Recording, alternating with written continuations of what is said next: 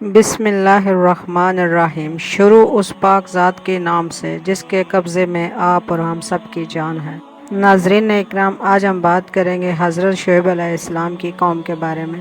اگر آپ تاریخ عالم پر نظر دورائیں تو آپ کو معلوم ہو جائے گا قوموں پر ایک ہی زوال تھا، اللہ کی نافرمانی لیکن نافرمانی کرنا اور وقت کے پیغمبروں کو جھٹلانا۔ تعالیٰ نے یکدم کسی کو ہلاک نہیں کیا اور نہ ہی کسی پر یکدم عذاب لے کے آیا۔ تعالیٰ نے پہلے اپنے بندوں کو بھیجا تاکہ وہ ان کی اصلاح کر سکیں اور ان کو نصیحت کر سکیں۔ جب انہوں نے اس نصیحت کو ٹھکرایا اور اپنا من پسند زندگی گزارنے کا فیصلہ کیا، اپنی مرضی سے زندگی گزارنا، اللہ تعالیٰ کی نافرمانی کرنا، تو اللہ تعالیٰ نے انہیں مختلف طریقوں سے ہلاک کیا۔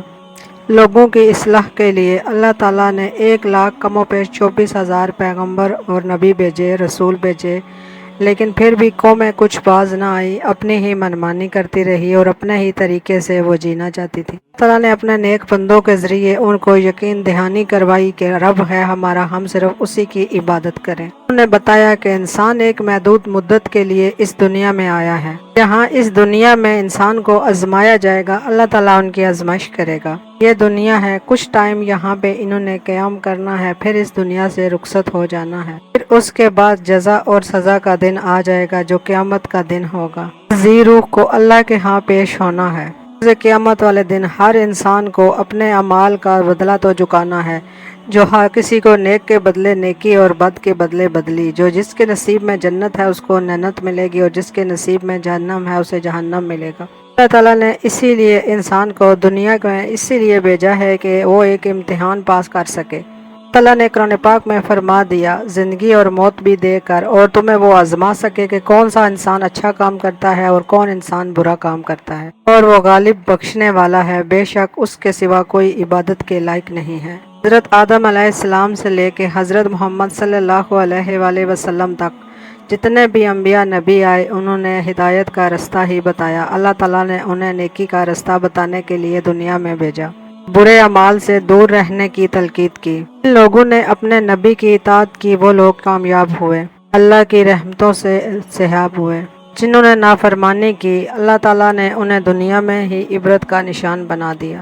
حضرت شعیب علیہ السلام تیسرے عرب کے نبی ہیں۔ ناظرین اکرامی، قرآن پاک میں بیان ہوا اور عرب انبیاء یہ تھے: حضرت ہود علیہ السلام، حضرت صالح علیہ السلام، شعیب علیہ السلام، حضرت محمد صلی اللہ علیہ وآلہ وسلم کا نام قرآن کریم میں 11 بار ذکر ہوا ہے۔ اللہ تعالیٰ نے شعیب علیہ السلام کو مدین طرف بھیجا، لوگوں کے پاس۔ ان لوگوں کو خدا کی طرف اور خدا کے دین کی طرف لے کے آؤ اور ان کو خدا کا بتاؤ۔ بت پرستی اور لوگوں سے پوجا کرنا، لوگوں کے بتوں کے آگے پوجا کرنا، یہ خدائی دعوے کرنے چھوڑ دیں، برائی سے نجات دلائیں۔ مدین ایک ایسا شہر تھا کہ حجاز کے آخری حصے میں پایا جاتا تھا۔ ان میں بت پرستی، خیانت، بے ایمانی، فراڈ کرنا ان کے لیے عام تھا۔ بہت زیادہ دھوکے بازی کیا کرتے تھے، ناپ تول میں کمی کیا کرتے تھے، خرید اور فروخت میں کمی کیا کرتے تھے، بہت زیادہ میں سونے چاندی میں کمی کرنا ان کا تو عام یہ معمول تھا۔ دنیا کی دولت، سونا، پیسہ اکٹھا کرنے کے لیے ہر کسی کو وہ فریب دیتے تھے۔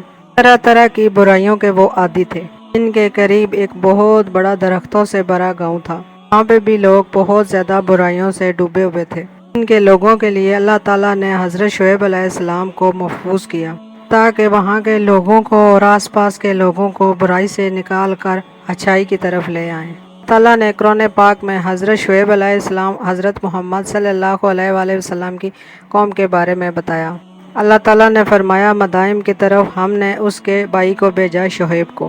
انہوں نے کہا، ہے لوگو، اللہ کی عبادت کرو، اس کے سوا تمہارا کوئی مددگار نہیں ہے۔ خبردار، ناپ تول میں کمی نہ کرنا، میں تمہیں بھلائی میں دیکھ رہا ہوں، دنیا میں تجھے عذاب سے ڈراتا ہوں۔